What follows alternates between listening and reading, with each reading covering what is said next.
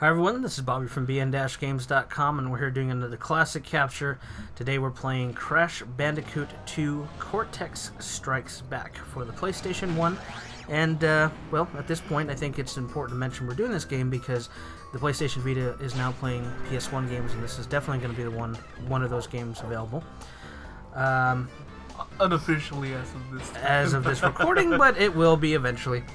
Also, we all can't wait for The Last of Us, so just yes, Naughty Dog right there. Yeah, we should mention this is made by Naughty Dog, which is definitely Sony's best internal studio. As of late. And as of ever, in my opinion.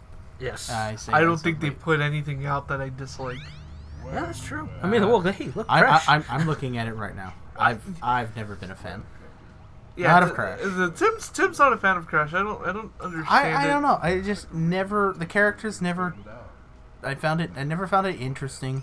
He's got gloves on, motherfucker. He's adorable. No, the only thing I ever liked about this was the one commercial. It's Crash, Colonel. That's it. That right there made, Crash for me. Other than that, it's just like, I don't know. I don't see the appeal. He's got a tiki mask. I always like this. Unless the tiki mask is bringing me daiquiris, I do not care. We covered the first Crash Bandicoot in Classic Capture sometime last year, and there was a more linear path for your levels. You actually had to do them in order, very Actually, that reminds me of Donkey Kong, that overworld. This one, you can choose the levels in any order you want, although they are numbered, and they kind of increase in difficulty for the most part as you go on and as you progress. It has pretty much the same premise as Crash Bandicoot 1. You're going through these levels in a very linear fashion. There's very linear. Yeah, there's very little deviation. There are a few places. Every level has a bonus area, which you will want to do to get extra you lives. destroyed the wrong box. Yeah. You know what I will say, just running through the level, it does kind of have that Uncharted kind of camera feel. Like when you're running through, like you're being chased. The way it pans. Yeah. Yeah. Well, for a PS1 game, it looks excellent. It holds up. It holds up extremely well. The music is great. I think personally, this is one of those games I don't want them to do an HD remix for. I would not. I don't want to see this cleaned up with modern textures. I agree. Although I want to see a new game. New game is fine. I can deal with a new game. Now, see, what Marco really wants is a costume of Crash that you can use in Uncharted. I've said this before, and when me and Timmy were at the event for the launch of Uncharted 3, I actually put that in the suggestion box. I told them that they would be able to take all my money if they did this.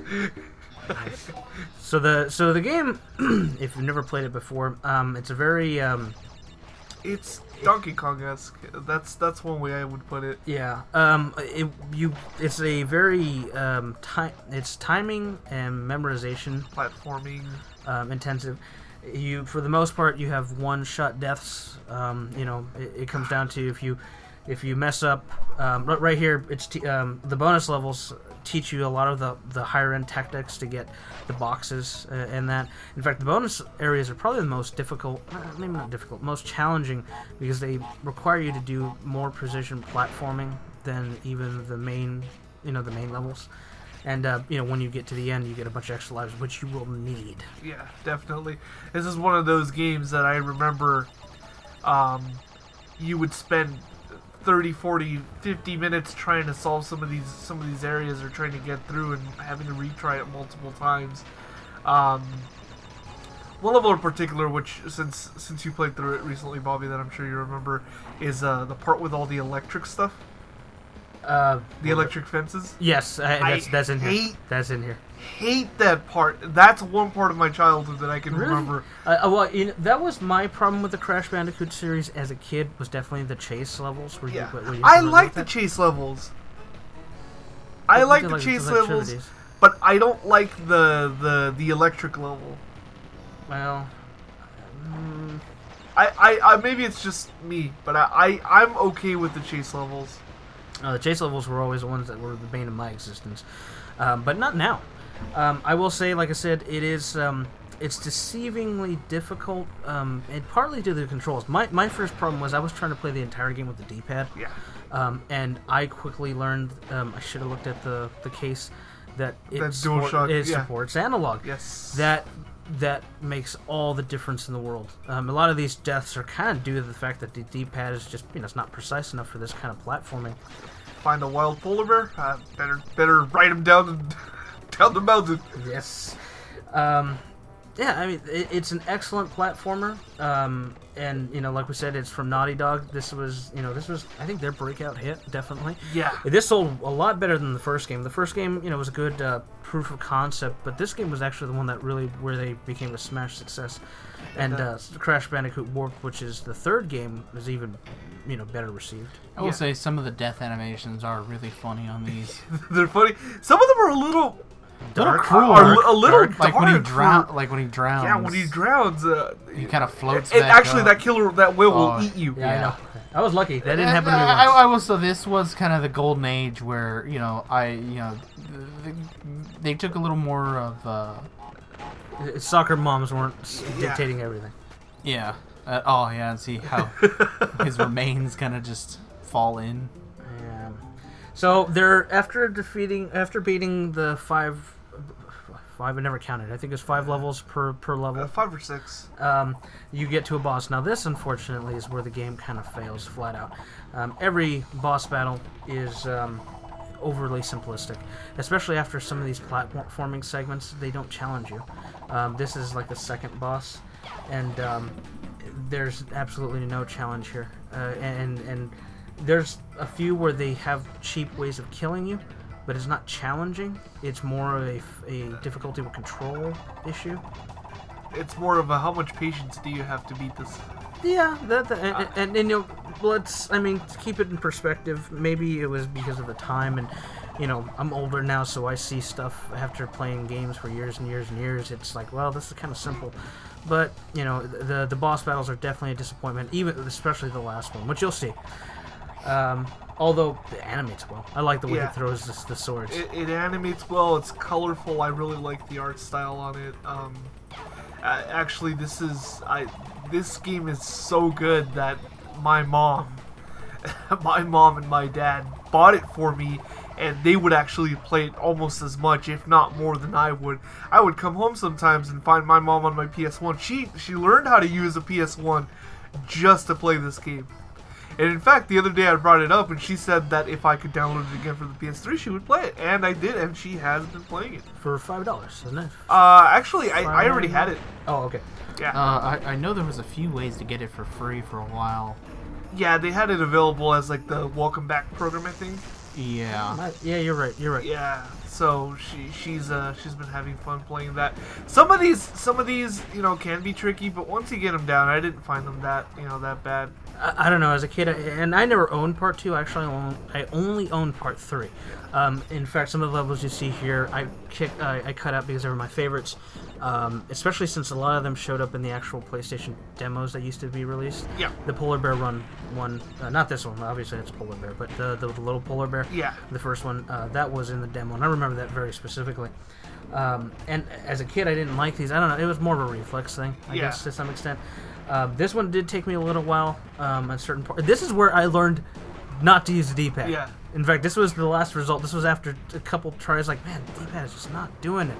Once I switched to analog, I did pretty good. I failed a little bit, but I was having some major issues with that. Are those peaches or are they apples? I believe they're mangoes. Ah.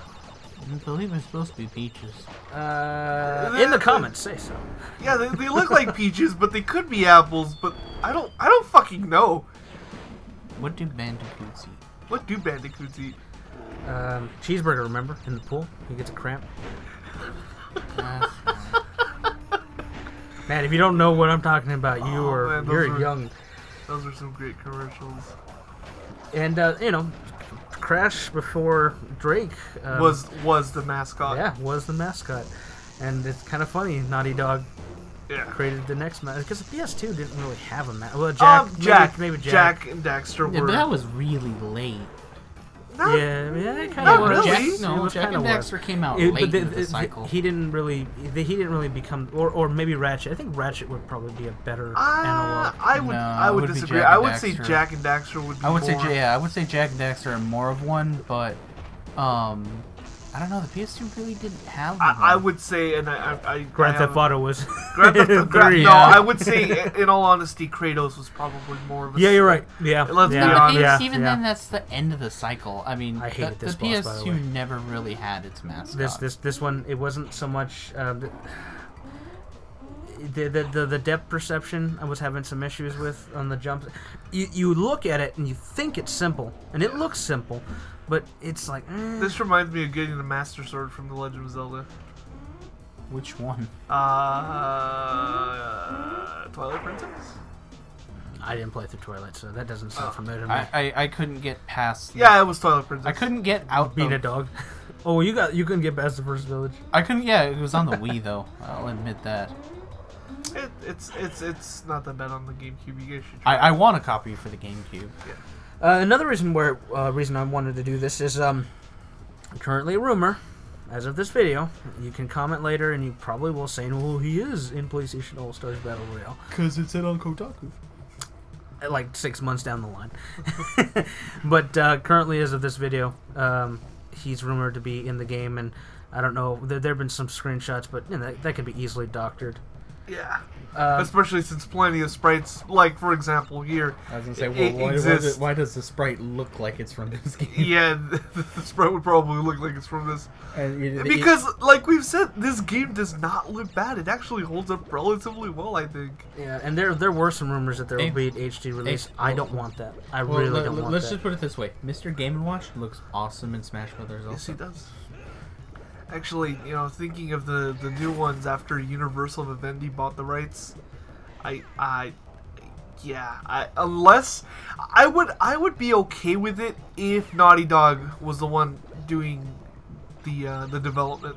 Yeah. If anyone else does it, I would not want it personally. Yeah, I think that's fair. You wouldn't want Miyamoto to not do a Mario game. Yeah. no, but see, then they're gonna give Crash a voice, and then it's gonna be voiced by Nolan North. He does. He makes noises when he does. I should also mention, and we're reminiscing, which is fine. The goal is to collect a purple crystal at the end of each level, which is like significant. He stole from Sonic. It basically, you collect them all, and then your Cortex is supposed to use them. Although the replayability in the game is really behind finding the other 2 crystals. Almost every level has 3. Yeah, the rubies. Yeah, and here I hated this level. I didn't do too bad. The ones I hate, which I didn't put in here, were the Tiki levels. Those I hated the most. Those I wasn't that bad with. I disliked that's another thing. Speaking of Crash, I liked his Tiki Mask animation a little more here than I did in the other 2. I don't know. I just thought it sounded right because the sound on the first one's a little bit slower, and the sound on the third one's real quick. Like, I don't know. Something about it, it lost it for me. This is the one that had the best. I still prefer 3, personally, but having played through this, it's definitely, I can see why everybody liked it. Like I said, I only played the demo for this when it came out. This is easily one of my favorite PS2 games. PS1, sir. PS1 games. Sorry about that, brain fart. But yeah, it's worth it. It's worth the money. Even though, like I said, the bosses kind of all the bosses suck. They're lackluster. I should mention this is the first classic capture we've done where I've actually completed the playthrough.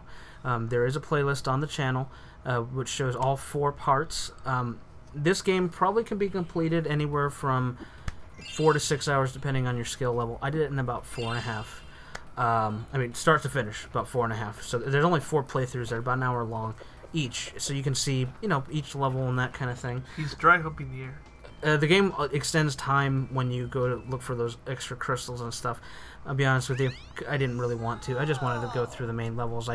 I'm not really a completionist when it comes to that kind of stuff. I got to see the main game and it was fun, and I'm going to be moving to 3 pretty soon here, so I can cover that one as well. yeah, I mean, that's pretty much it. So, you know, if you want to see the rest of the game, you've never played it, you know, check out those walkthroughs. From a price perspective, well, as we mentioned, you can download this on the PlayStation Network for about $5-6. Buying it as a game, I'll be honest with you, all the Crash games, as of this video, have kind of gone up in value. Each one, 1, 2, and 3, usually go for about $20 a piece. Although, if you do some bargain hunting, you probably find it for 10, 12, not including shipping. I actually got lucky and picked this one up for $7. You know, you can find those deals out there, but I would say expect to pay about $12 if you're looking for the original disc.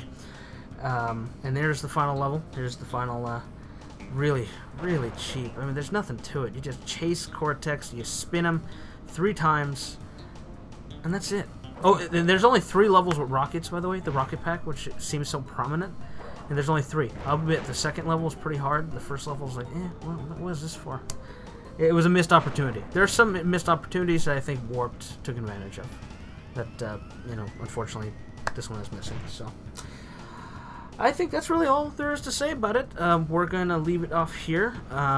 It does have the credits and ending. The ending right after this. Please subscribe and let us know what you think. Thank you.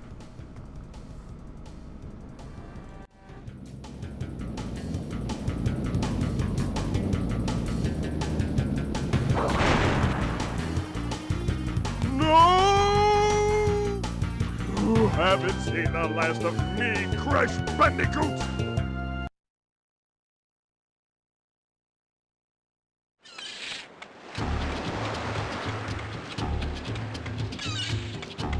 Crash, what do you suppose happened to Cortex? And what about the Cortex Vortex? It's still up there.